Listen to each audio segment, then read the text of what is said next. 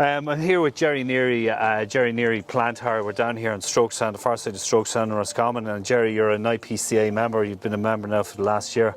We're just here to have a bit of a chat with you about your business and rates and, you know, how business is going in general for you. Like, how long have you been in business now? Sure, I've been in business here in 26-7 years. Right. Mostly with Roscommon Council. And what you're finding, a lot of plant lads, you know, years ago you were making more money at a plant 30 years ago, 20 years ago than you are today. So the rates are going down and it's getting really difficult to run the business. The rates were nearly better that time than they are today. Much better 20 years ago. And easily a lot cheaper. Well, look, let's get inside and we can have a better chat and you can tell us what's going on and we can explore what's going on in more detail. So the JCB there that we were standing outside there, so like what kind of money would you be getting that for that now, an hour?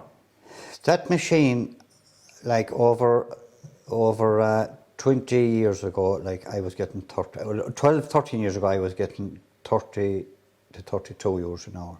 Right. It came down to 21 the last few years, 22. Trying to come up, but someone will come in then and undercut you again. You see, I find that odd. So if you're getting 21 euros for a machine, and we're all familiar with that, the government introduced this thing called a sectorial employment order, which means that as an employer you have to pay your employee this set rate of pay. But like what we know today, that rate of pay for a machinery operator is 20.50, I think, an hour. An hour, yeah.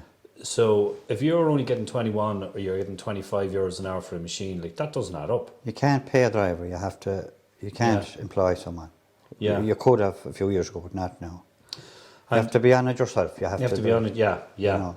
But it's still like, you know, you still like, even if you're operating that machine yourself, you still need to pay yourself something. You're working at a loss. Yeah. So and then you've got your whatever, if you've got a chap on the machine, that's right. But you also have your running costs of the machine, your maintenance costs of the machine. Tyres, you know, insurance. They want everything then. They want check valves, they want this, they want that, you have health and safety, and they don't want to pay you for any of this. And see, when you're going on to a job or you get a job from the local authority, now obviously they'll ask you about the operator's tickets, they'll ask you about your insurance, the safe pass, the health check of your machine, that it's good to go. But did they ever come up with like the cost of the operator? Does that ever come up? Never mentioned. Never mentioned. Yeah. No. So it's like they're really not too concerned about that at all. You're going nowhere. Like they're not. It's never mentioned about wages for a driver or wages for yourself. Like the only way, like if there's a bit of overtime, you just have a bit more money.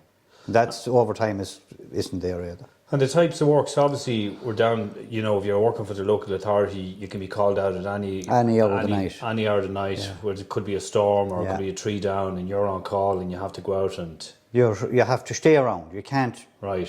You can't go away. Especially if you have an idea there's going to be a storm, there's going to be salt, you can't go anywhere. Right. You can hardly go on a holiday, like. You can hardly afford to go on a holiday.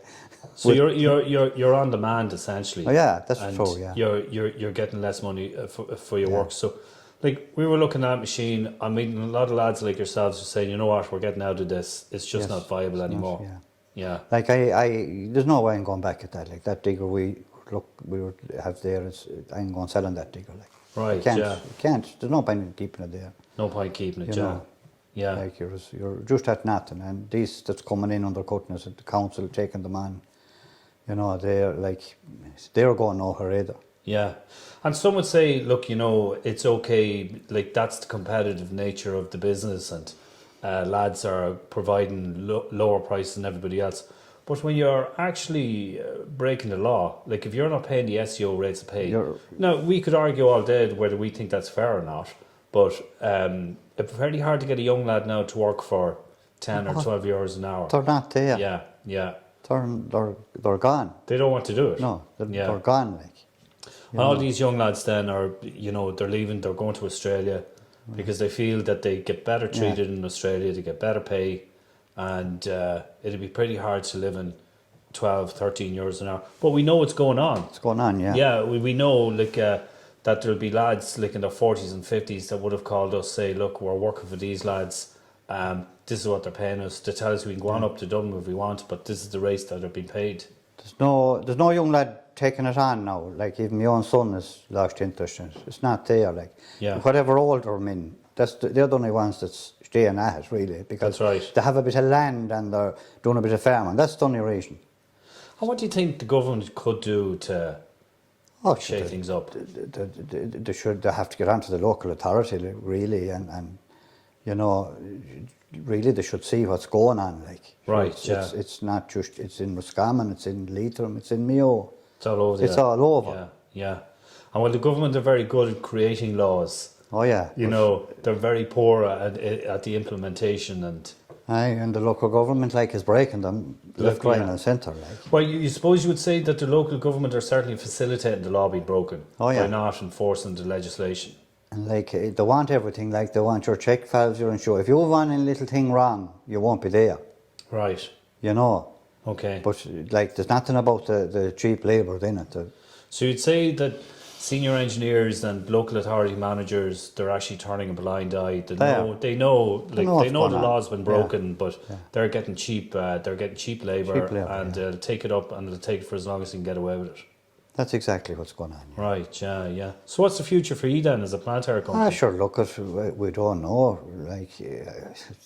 It doesn't matter to me at my age now, but my son, he's only sort of starting off, and I don't know where the future is. Right. It's not going to be with the local government or the local authorities the way it's going, and he was happy with them, and he was a good lad for them, and he's going to have to go to Dublin or for sure, further afield, to get a decent rate. Get a decent living. It's not going to, the councils want the diggers and they want the work, but they don't want to pay. That's right, yeah. And you see, the government have this great plan to build 30 and 40,000 houses a year. But my question is, if they're not ensuring that the law is enforced around the rates of pay, where are they going to find the workers?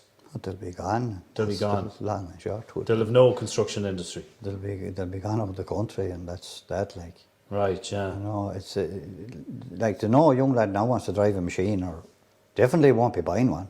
Right, yeah. That's the way it is, Because equipment nowadays, equipment is very good. It's modern. You have to have it. You have to have it to do the job. Yeah. You have to have it. As I say, I had it there, and to see what happened. Yeah. Just the likes of them would break you. If I can't see myself going back ahead now, and that's the way it is.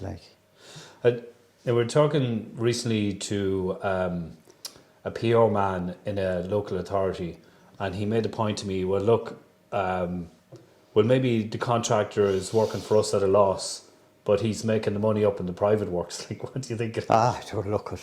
Why would he be bothering with them? Doesn't make sense. No. Yeah. He's right. Yeah. He's right in what he's saying. Only I have other work. I wouldn't be able to. But it's not sustainable. It's not. Yeah. If you have a machine there, that machine should pay for itself and pay for its driver. Yeah. Not to have another one paying for that one. That's right. Yeah. And that's what's happening. So how much an hour do you think, for your JCB, your backhoe loader there, how much an hour should be enough to cover you and your man and your run costs of the machine? How much you want €40 an hour. 40 euros an hour, with the way fuel is today, and insurance, and maintaining your machine. Maintain your machine. And they're given half it. Yeah. So there's a driver is getting nothing. Yeah.